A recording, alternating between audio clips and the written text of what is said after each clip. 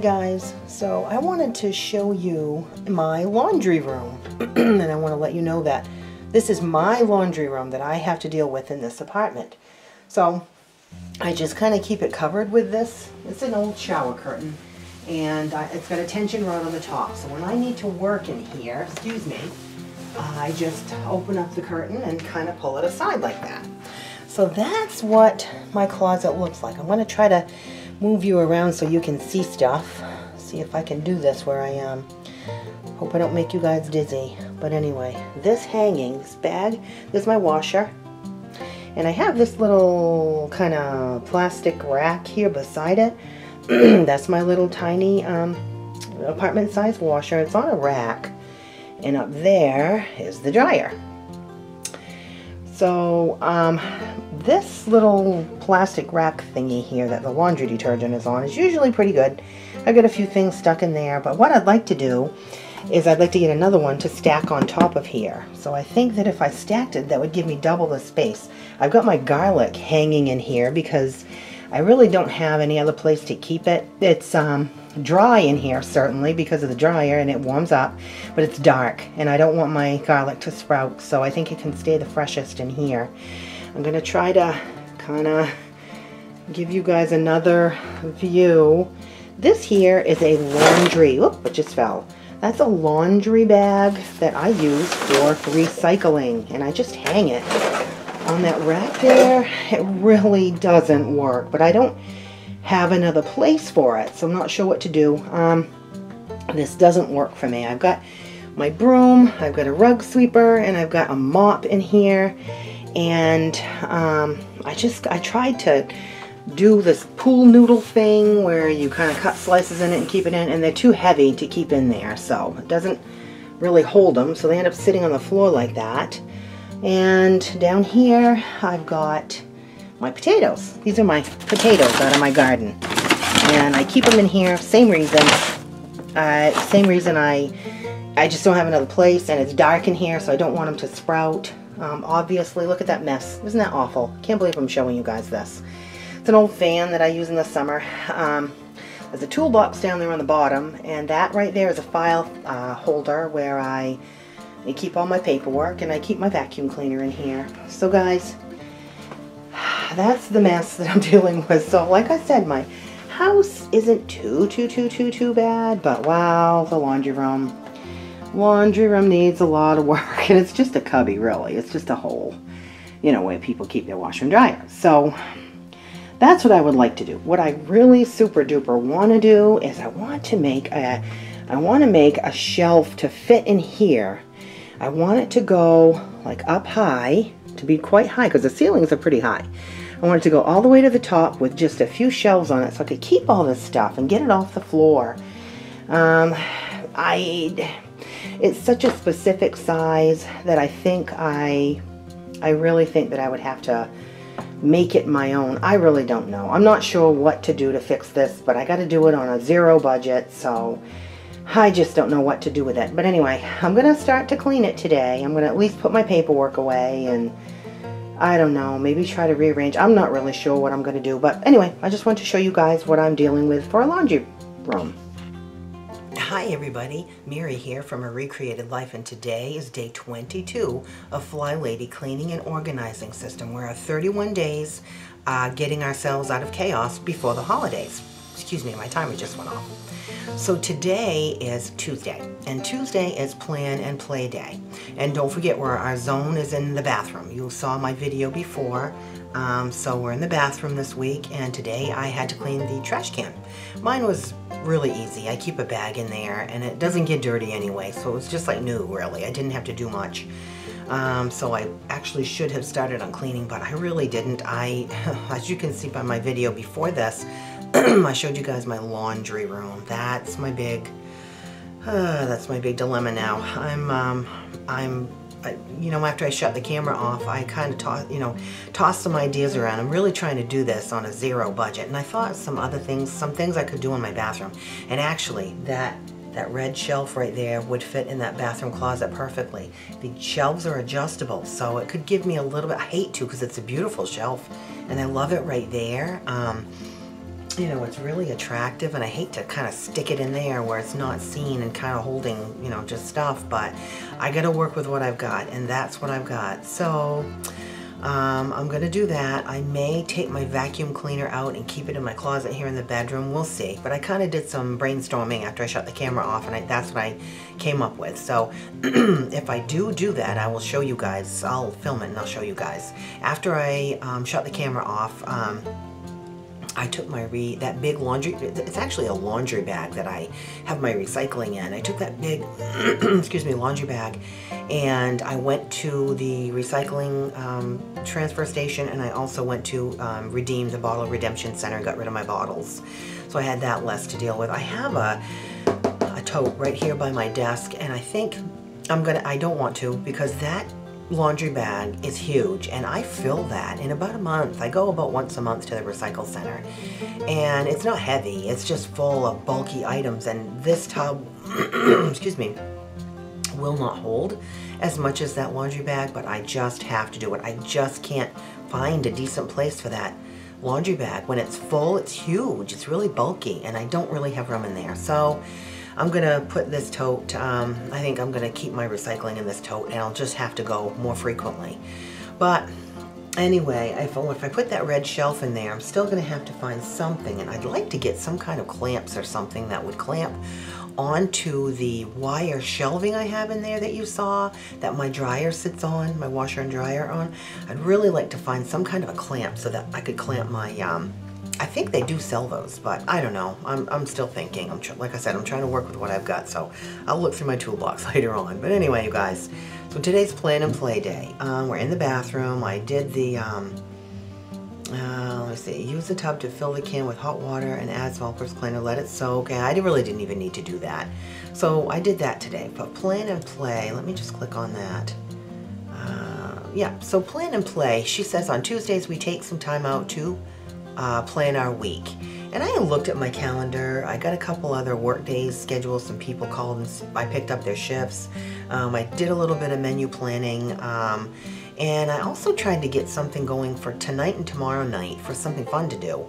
And it requires funds for one of them, the tonight thing that I wanted to do, so I don't think I can go. But tomorrow night I might go to the movies. We'll see.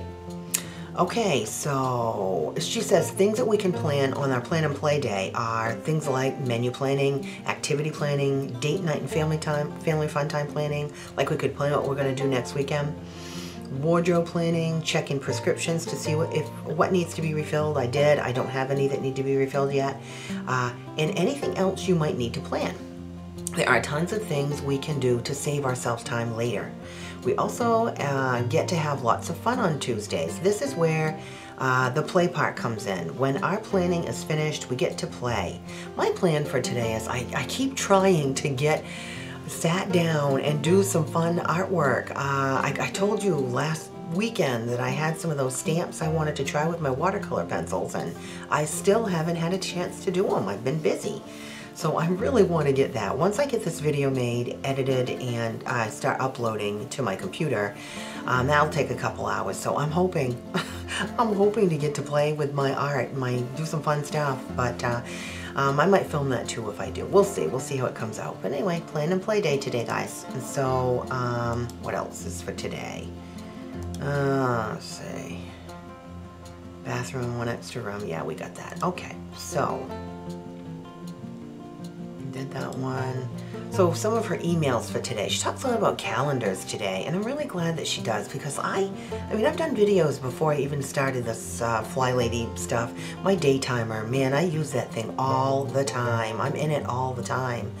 And so I'm really, what she's saying about the calendar, I just translate that to my day timer. That's what I use, I always have used and all that. But this lady has something good. She says she saves her past calendars. And I tend to do that. I pull out, I get new inserts from my day timer every year, and I keep the old one until I get the new one. So when I buy, which is, it's going to be September, October, right around then, I buy my new refill for the next year. And when I do actually on New Year's Day, I usually pull out my old one and put in my new one and write in all the dates. And that's what this lady is saying. She's saying every year I have a routine with my new calendar, and I have a list of what I need to put on it right from the start. Yeah, she says, here are the types of things on my list. Birthdays, special anniversaries, transferred from last year's calendar. All the zone stickers for the year. All of our cleaning zones, that's a great thing to put on there. Work stickers on paydays. All recurring commitments, which I have listed so I don't forget one, like a community choir meeting weekly or a service organization meeting on the third Tuesday of each month, you know, stuff like that.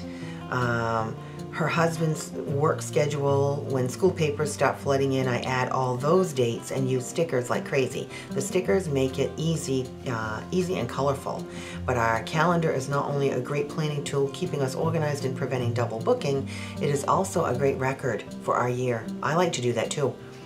Sometimes I'll have something happen on a day and I'll write it in my daytimer. If it wasn't written as a planned thing, I will write it in my daytimer so I can go back and say, hey, what day was it? I also put phone numbers and you know, dates that I had meetings and people's names and phone numbers on those dates. I do that too. Let's see. We save them and I enjoy a little nostalgic review of the year when I do the big transfer. She says, as a result, my husband was rear-ended on as a result, when my husband was rear-ended on his motorcycle, an important part of the insurance settlement was because of our calendar. The attorney asked about medical visits and missed work and events, and my husband simply brought in our old calendar. What a great idea. It was all right there and more. We'd never have remembered it all. In fact, they suggested that I had a claim too, based on things I had to do because of him being out of commission. Well, there you go. Unexpected, you know? So that was a great idea. So Flylady says she saves hers too and does the same thing.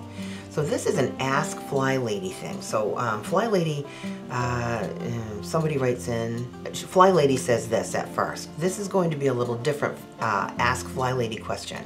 Okay, she poses the question kind of like Jeopardy. Anyway, the lady writes in and says, I consider myself a person who is easily overwhelmed and just as easily discouraged. I am learning to quit thinking of myself this way, but nonetheless, I was overwhelmed when I started looking at the Flylady system. I was too.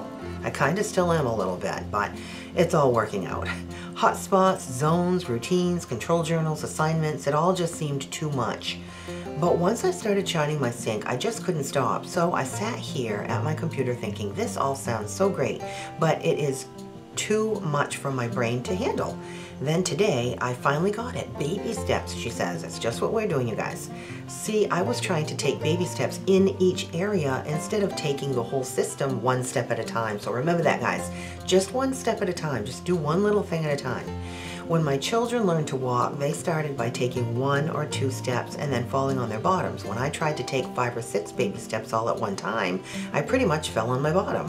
Now I'm going to take it slower, although my mind is screaming, you must get it done now. See, mine does the same thing.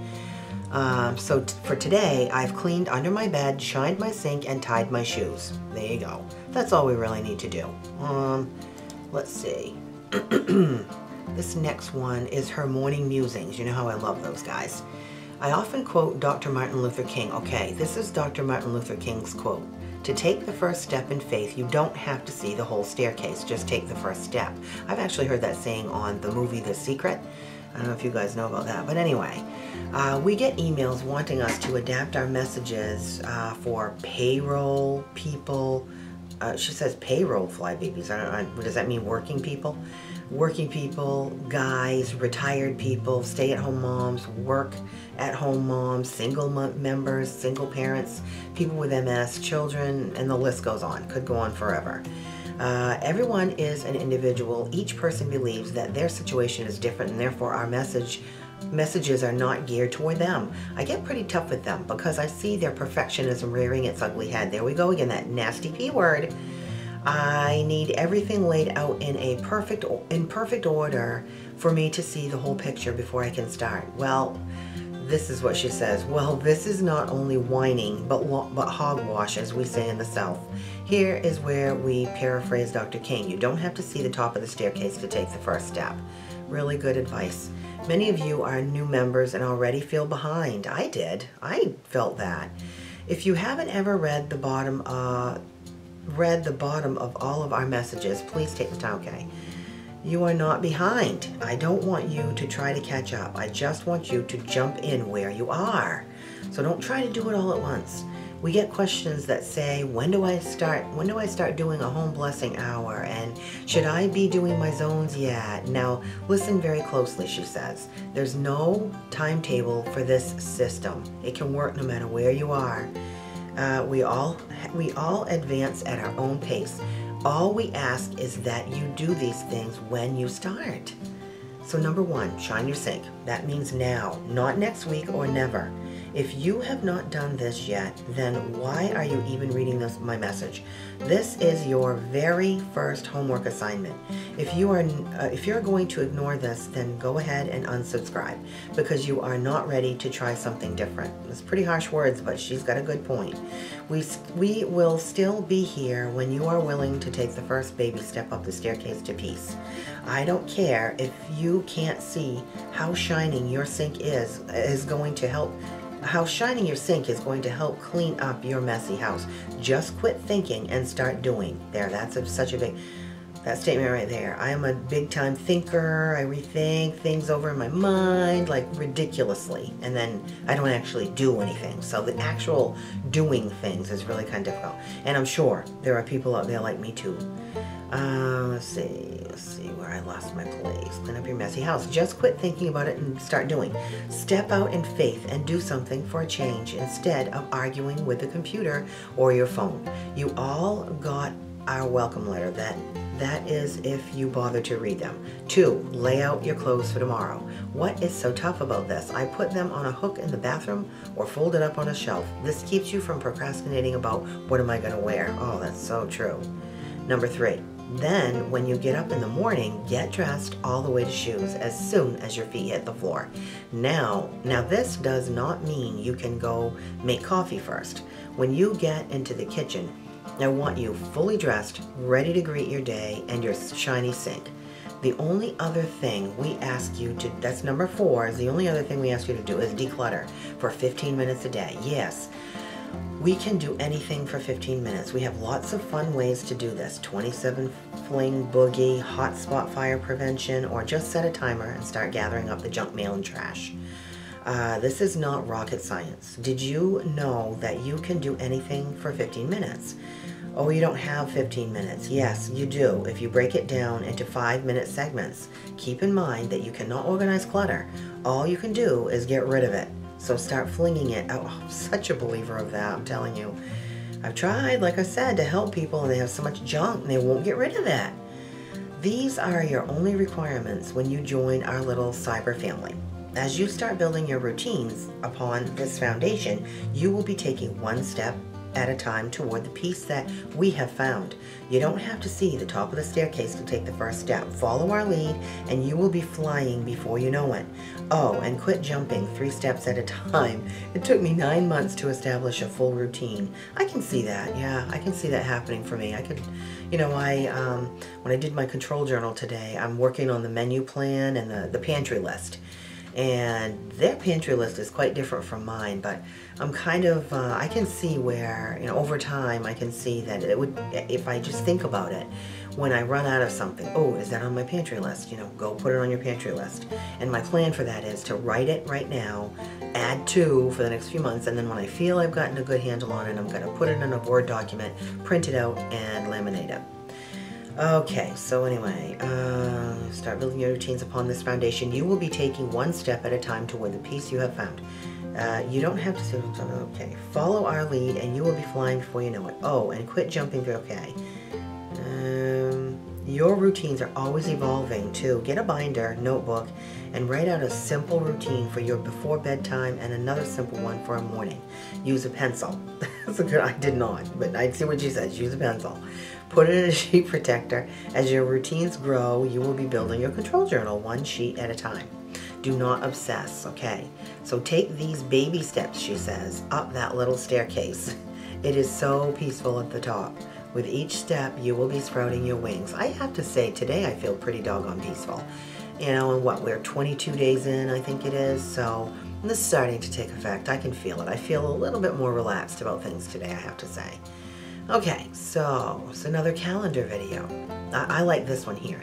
This lady writes in and she says that let's see, she got her calendar and she settled down at her desk, on her desk day, she settled down at her desk and with a cup of tea and transcribed all of the notes from her old one onto the new one.